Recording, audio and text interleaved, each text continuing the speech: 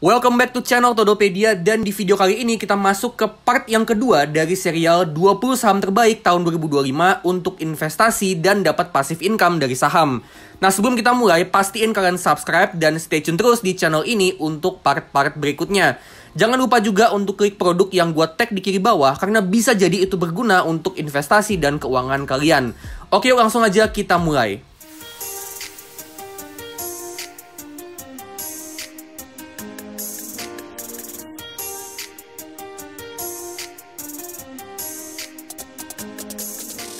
Oke, kita mulai dari saham yang pertama, yaitu saham PTBA.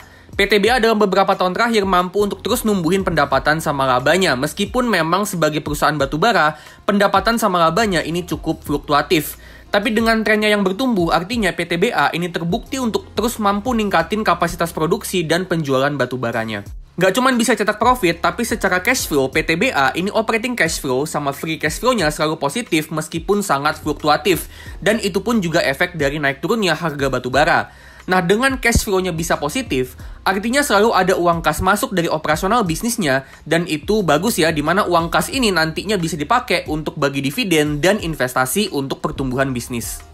Kondisi balance sheet-nya PTBA juga cukup bagus dengan current asetnya yang lebih gede daripada current liabilities dan equity-nya lebih gede daripada total semua utangnya. Artinya PTBA ini masih mampu untuk ngelunasin semua utangnya, dan ini tentu mendukung PTBA ke depannya untuk bisa bagi dividen yang gede ke investornya. Dan memang PTBA ini saham dengan potensi dividen yang gede banget, dengan potensi dividen yield-nya tahun depan itu bisa sampai hampir 14%. Dengan EPS yang sekarang ya sebesar 482, terus dengan asumsi dividen payout ratio itu 75% untuk tahun depan, kita dapat dividen itu sebesar 361 per lembar saham. Dan dengan kita beli di harga sekarang di 2.590, itu kita bisa dapat dividen sebesar 13,9% alias hampir 14% dividen yield, dan ini dividen yang gede banget dari saham PTBA. PTBA sendiri kedepannya masih terus investasi untuk ningkatin infrastruktur dan logistik tambang batubaranya untuk mendorong pertumbuhan volume penjualan supaya bisa numbuhin pendapatan. Selain itu, PTBA juga mulai masuk ke bisnis energi terbarukan dengan ngebangun pembangkit listrik tenaga surya. Jadi PTBA ini nggak cuma batubara aja, tapi dia juga mulai masuk ke bisnis green energy untuk mengurangi emisi karbon. Harga wajarnya saham PTBA kalau kita hitung dengan metode discounted cash flow, dengan asumsi pertumbuhan itu 4% per tahun untuk 10 tahun ke depan, asumsi valuasi price to free cash flow di tahun ke-10 nanti itu sebesar 7 kali, dan return investasi itu sebesar 20% per tahun dari saham PTBA, harga wajarnya saham PTBA itu ada di 3.000. Yang artinya di 2.590 saham PTBA ini masih ada di bawah harga wajarnya. Next, saham berikutnya yaitu saham Astra atau ASII. Astra ini perusahaan raksasa holding dengan bisnis di berbagai macam sektor. Dalam beberapa tahun terakhir, Astra ini revenue, operating profit, sama net profitnya terus bertumbuh dengan tingkat pertumbuhan yang cukup moderat. Yang nggak tinggi-tinggi banget, tapi juga nggak rendah. Nggak cuma cetak profit, tapi Astra ini juga secara konsisten mampu hasilin operating cash flow dan free cash flow yang positif. Yang artinya Astra ini selalu ada uang kas masuk dari operasional bisnisnya. Dan dengan cash flow-nya positif, itu ngebuat Astra mampu untuk terus konsisten bagi dividen dan juga investasi untuk pertumbuhan bisnis. Secara balance sheet, Astra ini total utangnya sebenarnya lebih gede daripada equity-nya, yang mana ini agak kurang bagus. Tapi meskipun begitu, dengan current asetnya yang lebih gede daripada current liabilities-nya, ditambah Astra ini cash flow-nya positif dan rutin cetak profit, menurut gua Astra ini masih cukup aman dari segi kemampuan bayar utang. Dan dengan Astra ini masih cukup mampu untuk bayar utangnya, menurut gua Astra ini kedepannya masih bisa untuk terus bagi dividen yang gede untuk investornya. Bicara soal dividen, Astra ini dengan EPS yang terbaru ya sebesar 839, dan dengan asumsi dividen payout ratio itu 60%, kita dapat dividen itu sekitaran 503 per lembar saham. Dan kalau kita beli saham Astra di harga yang sekarang di 4.880, itu kita bisa dapat dividen dengan dividen yield 10%, yang mana ini dividen yield yang gede. Dividen yield 10% itu juga dengan dividen payout ratio sebesar 60%. Jadi itu belum termasuk 40% sisa labanya yang diputerin lagi untuk investasi untuk pertumbuhan bisnis. Jadi dengan dividen yield yang sampai 10%, itu juga ditambah dengan Astra yang masih punya potensi pertumbuhan bisnis. Kedepannya Astra ini berinvestasi di anak usahanya yaitu United Tractors untuk menambah alat berat baru dan mengganti alat berat yang udah lama. yang mana tentunya itu bisa mendorong produktivitas dari bisnisnya United Tractors, yang mana itu akan mendorong pertumbuhan pendapatan. Selain itu, bisnis jasa keuangan atau Astra Financials ini juga akan jadi pendorong pertumbuhannya Astra dengan pertumbuhannya yang cukup pesat. Secara valuasi, saham Astra ini ada di 5,8 kali price to earnings dan 0,95 kali price to book value. Yang mana ini valuasi yang murah banget untuk saham perusahaan sebagus Astra yang dividennya gede, kinerjanya bagus, dan masih punya potensi pertumbuhan. Harga wajarnya saham Astra kalau kita hitung dengan metode discounted cash flow, kalau kita estimasi pertumbuhannya ke depannya itu sebesar 5% per tahun, terus estimasi valuasi price to free cash flow itu sebesar 10 kali, dan return investasi 15% per tahun dari saham Astra, harga wajarnya saham Astra itu ada di sekitaran 5.900. Yang mana itu artinya di harga sekarang di 4.880 ini saham Astra masih under value.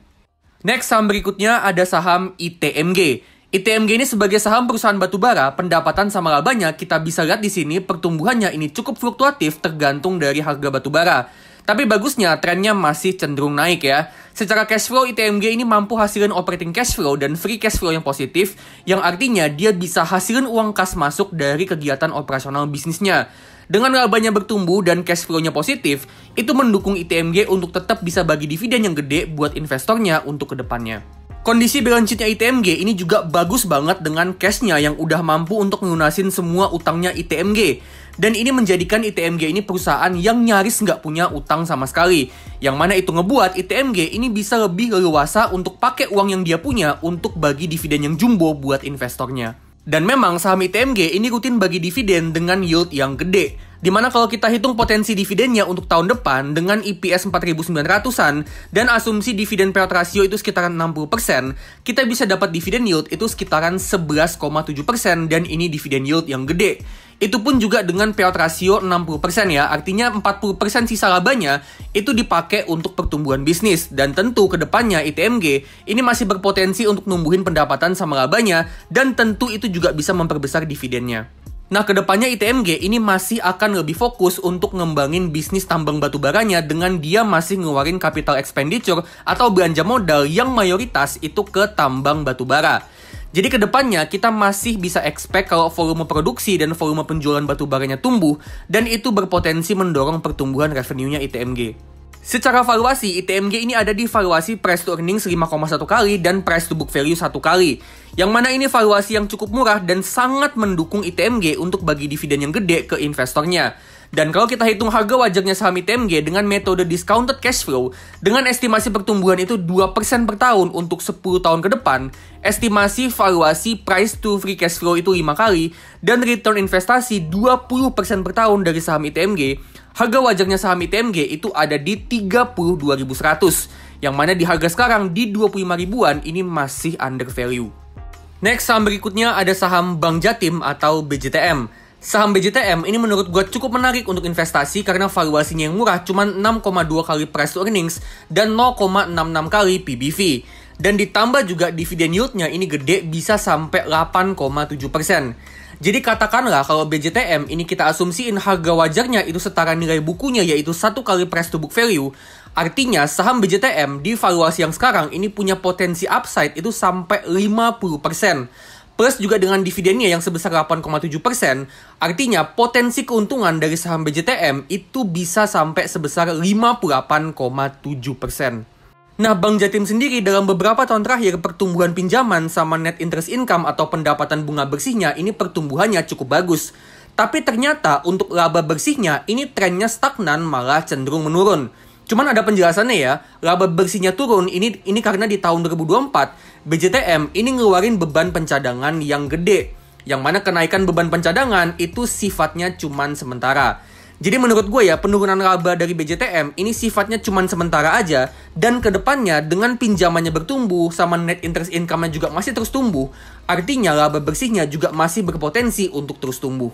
Secara banking ratio, BJTM ini return on equity-nya lumayan bagus ya di 11%. Net interest margin-nya juga tinggi di 5,7%. Loan to deposit ratio yang cuma 70% yang artinya likuiditasnya bagus dan BJTM ini punya potensi pertumbuhan kredit yang besar.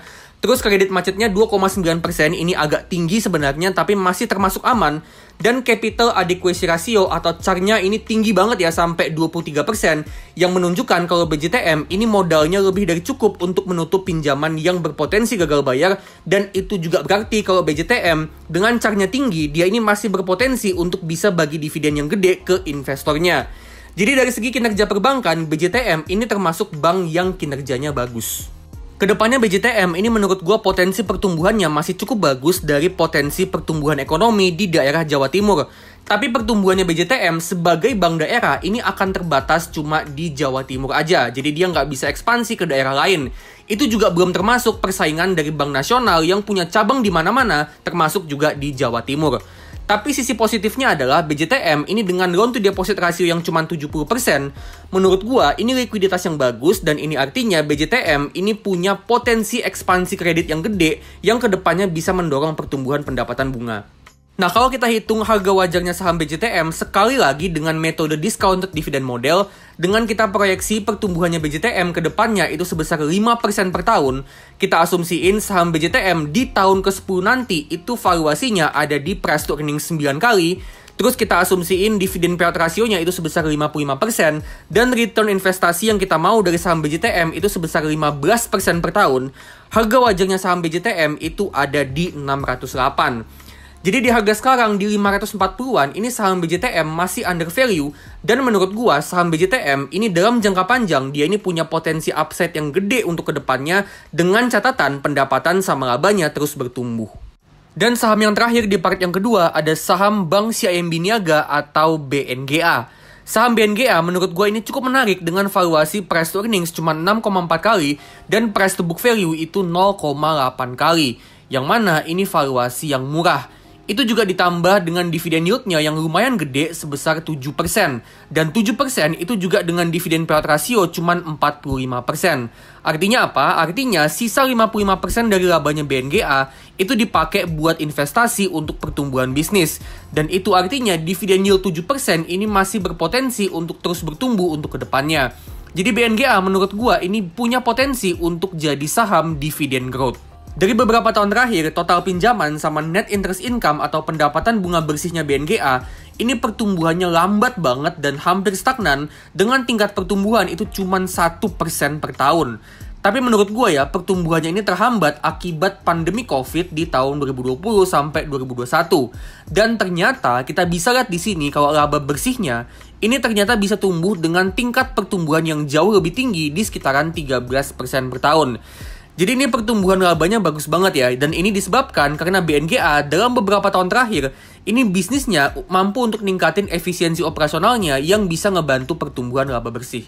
Dari segi kinerja perbankan, return on equity-nya BNGA ini cukup bagus ya di 14,6%, net interest margin atau NIM-nya lumayan di 4,1% meskipun nggak tinggi-tinggi banget, kredit macet atau NPL-nya masih terjaga di 2%, CASA rasionya lumayan gede di 66%, likuiditasnya bagus dengan loan to deposit ratio atau LDR-nya ada di 84%, dan kesiapan modalnya bagus dengan capital adequacy ratio atau CAR-nya yang tinggi, yang itu juga berarti dengan CAR-nya tinggi, BNGA ini masih punya potensi untuk terus rutin bagi dividen ke investornya. Kedepannya menurut gua, katalis pertumbuhan utama untuk BNGA itu adalah digital banking Okto. Dengan Okto Mobile yang masih terus dikembangin, itu bisa memperbanyak transaksi dan itu bisa mendorong pendapatan fee transaksi. Selain itu, dengan fitur buka rekening digital dan pembuatan kartu kredit digital, itu bisa mendorong pertumbuhan dana simpanan dan juga dana pinjaman yang berpotensi memperbesar pendapatan bunganya BNGA.